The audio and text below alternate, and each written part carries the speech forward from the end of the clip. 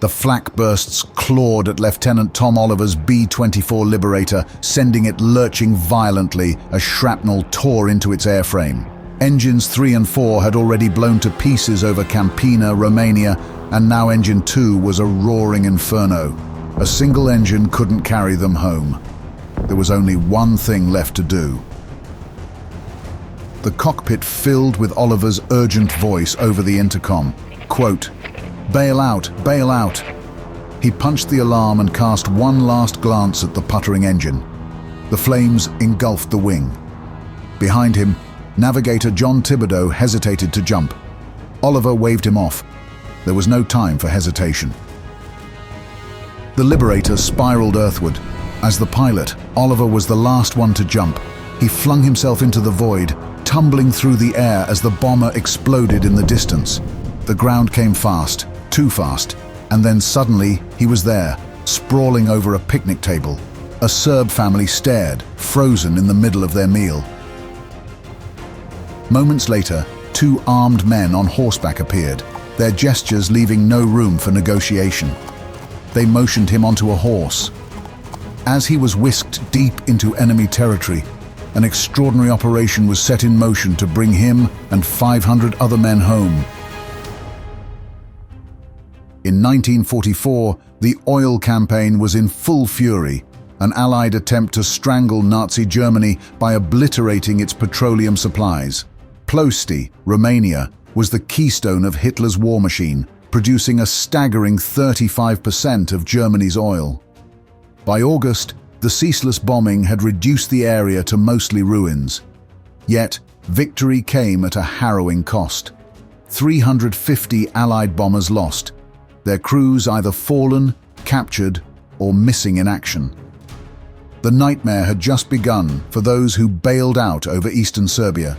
The region was as dangerous as any other Nazi-occupied, with the addition of some of the most treacherous mountain terrain in Europe.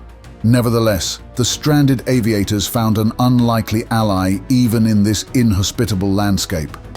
The Chetniks, a guerrilla resistance army led by General Draža Mihailović, began rallying to protect the downed airmen. Rumors painted these mountain men as ruthless opportunists, prone to turning captives over to the Germans, if not eliminating them themselves. Reality, however, revealed something else entirely. The Serb peasants, urged by Mihailović, hid the airmen in their homes, risking everything to defy German orders for surrender. Despite the massive risks of reprisals, they refused to betray their guests. But Mihailovic's intention of delivering these men back to the Allies seemed an impossible feat. The political landscape was difficult, with the Allies having severed ties with the Chetniks in favor of their communist rivals, the partisans. From his base in the mountain town of Pranjani, Mihailović sent desperate messages to the Allies via old British radio links and exiled Yugoslav contacts. His pleas reached Washington, but they were met with silence. Word finally found its way to Mirjana Vujnović, a Yugoslav embassy employee in Washington. Her husband, Captain George Vujnović, headed the OSS field station in Bari, Italy. She wrote to him, urging action. Vujnović, himself a refugee of Yugoslavia, knew the stakes. The proposal to rescue the airmen, codenamed Operation Halyard, faced fierce resistance from the beginning. British intelligence, heavily influenced by communist sympathizers, dismissed Mihailović as a traitor. Even the Americans hesitated, suspecting ulterior motives. But George Vujnović persisted. He found a staunch ally in Major General William Wild Bill Donovan, the head of the OSS. In a meeting with President Franklin Roosevelt, Donovan cut through the diplomatic mire and yelled, "Screw the British, let's get our boys out." Roosevelt agreed, and the mission was greenlit. Planning moved quickly. On July 14th, General Ira Eaker, commander of the Mediterranean Allied Air Force, authorized the creation of the Air Corps Rescue Unit, or ACRU. Lieutenant George Mussolini, a battle-hardened OSS officer, was tapped to lead. But first, he had to find out if the Chetniks were truly their allies. By July 1944, Mussolini, Navy radio specialist Arthur Jibilian, and Master Sergeant Mike Rajacic, fluent in Serbo-Croatian, prepared to parachute into Nazi-occupied Serbia. Their task was to coordinate the evacuation of hundreds of stranded flyers hiding in Chetnik-controlled territory. Yet the mission faced logistical and political hurdles. Radio communication with the Chetniks was unsecured, inviting German interception. Drop zones shifted unpredictably as the front lines shifted every week. And when the OSS team attempted insertion, sabotage, and bad luck, turned the operation into a game of chance. The first attempt on July 8th was cancelled by storms. On July 19th, their transport circled the drop zone, received no signals from the ground, and turned back, fearing a trap. Another attempt took place on July 25th, but it was aborted at the last second when a sudden burst of anti-aircraft fire tore through the skies, and German signal flares betrayed the team's location. Twice more, the mission faltered. One time, because the British provided coordinates in partisan territory. Mussolini, convinced of deliberate interference, demanded an American plane and crew. Meanwhile, the airmen trapped in Serbia were fighting against the environment and their own broken bodies to survive. By the middle of summer, their numbers mounted to 250, and the local Chetnik population was having severe issues feeding and supplying them all. Sickness, wounds, and the ever-present threat of German patrols crushed their spirits. Lieutenant Tom Oliver, who had actually been rescued by Chetniks, was trying everything in his power to communicate with Allied command.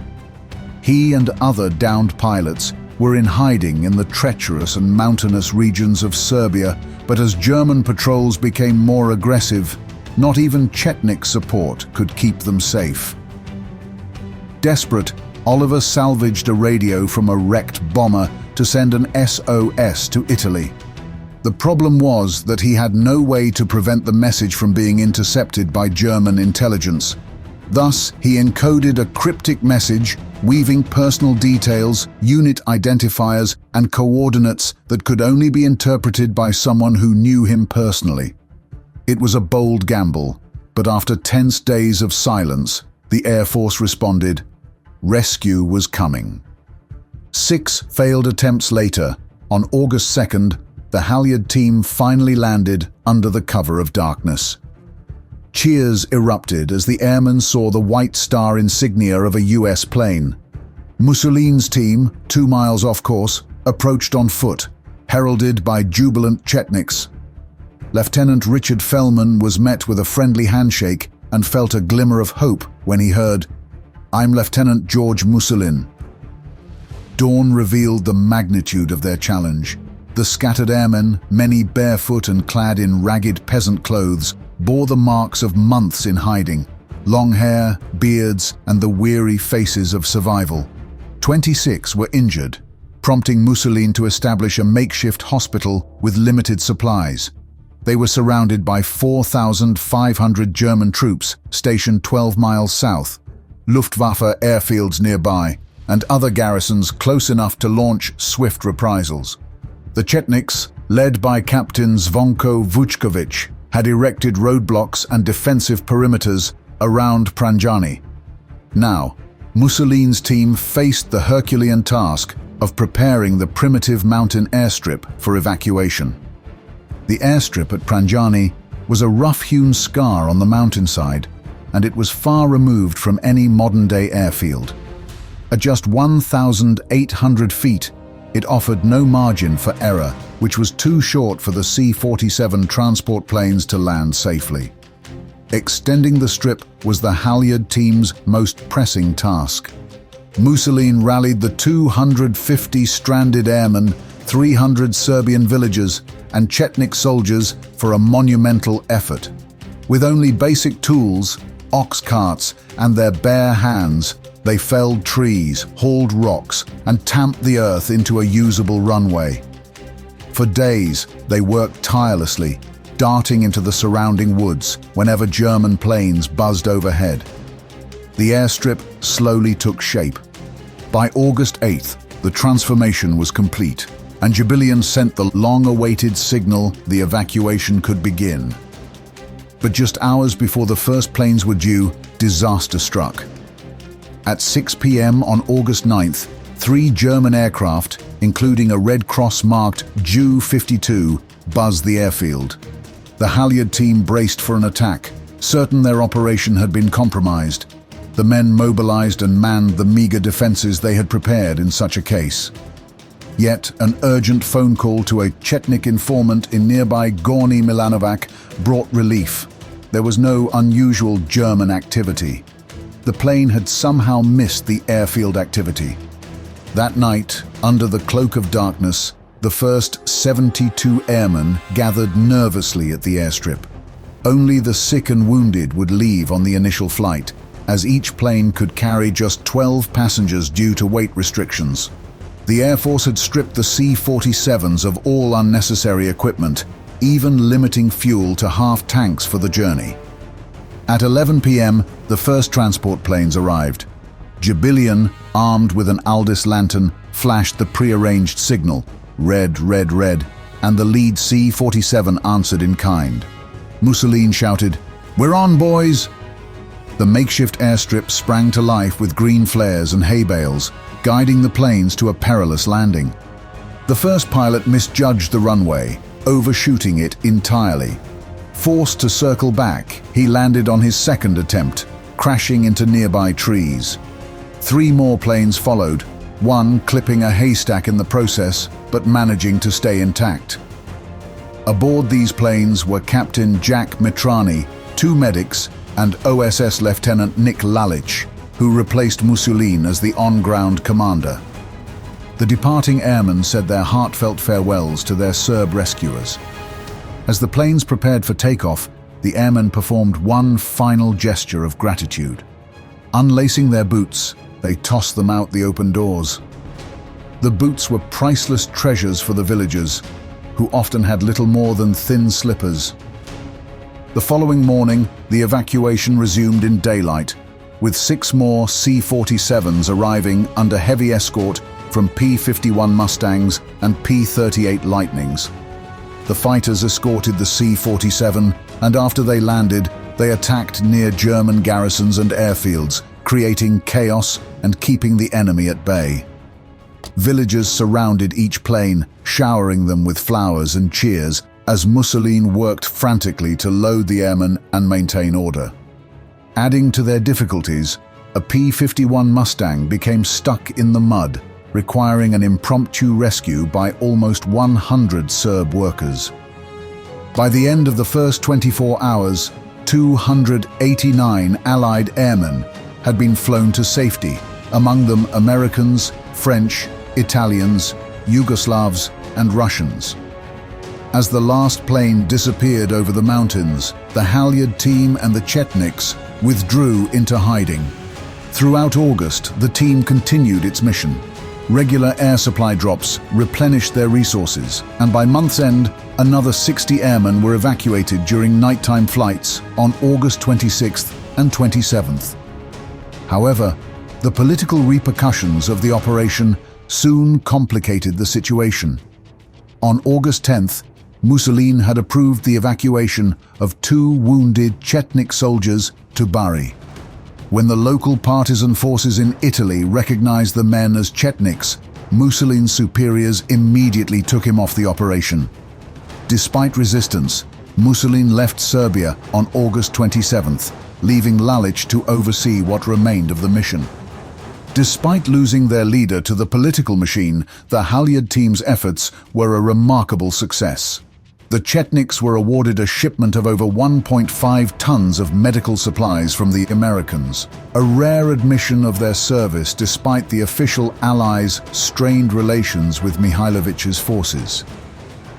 By September 1944, partisan leader Marshal Tito was tightening his grip on the country, launching an aggressive campaign to crush Chetnik resistance.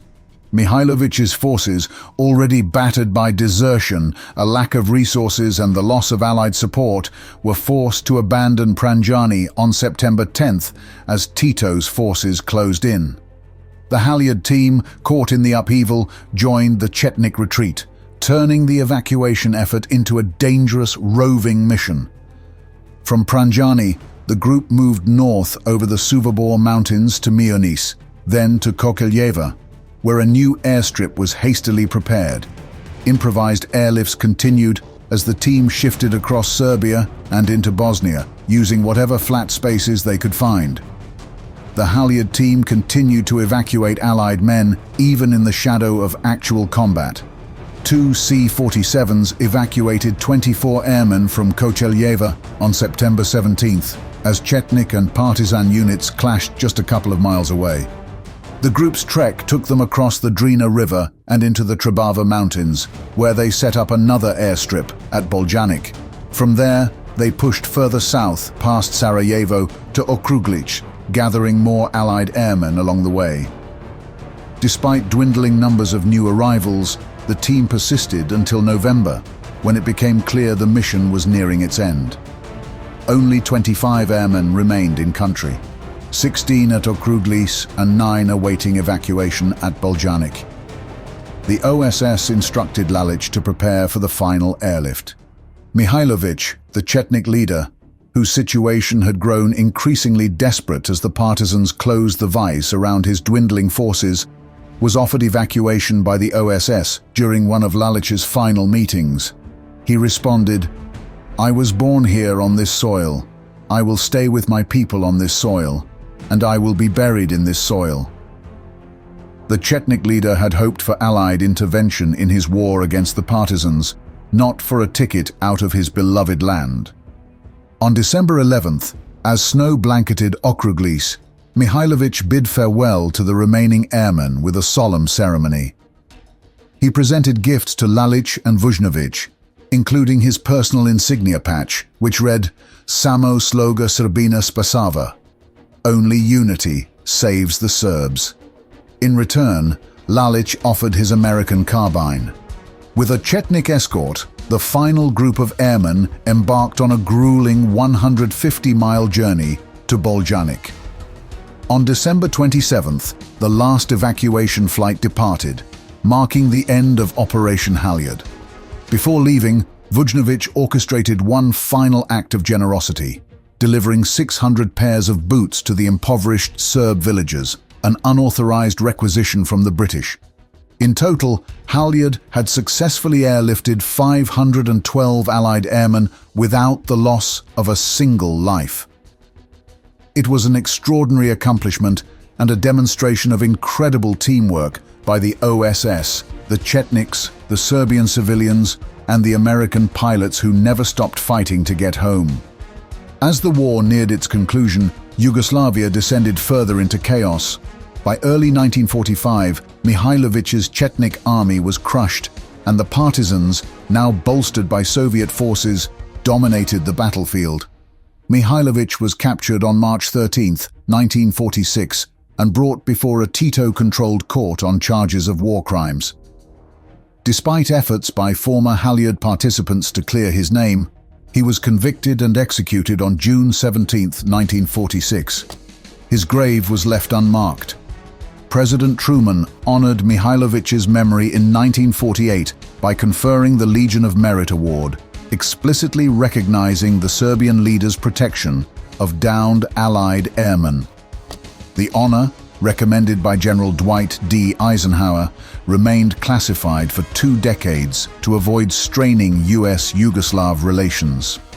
It was not until May 29, 2005, that Mihailovic's daughter, Gordana, received the award in a quiet ceremony attended by Halyard veterans who had never forgotten the sacrifices made by the Serbs.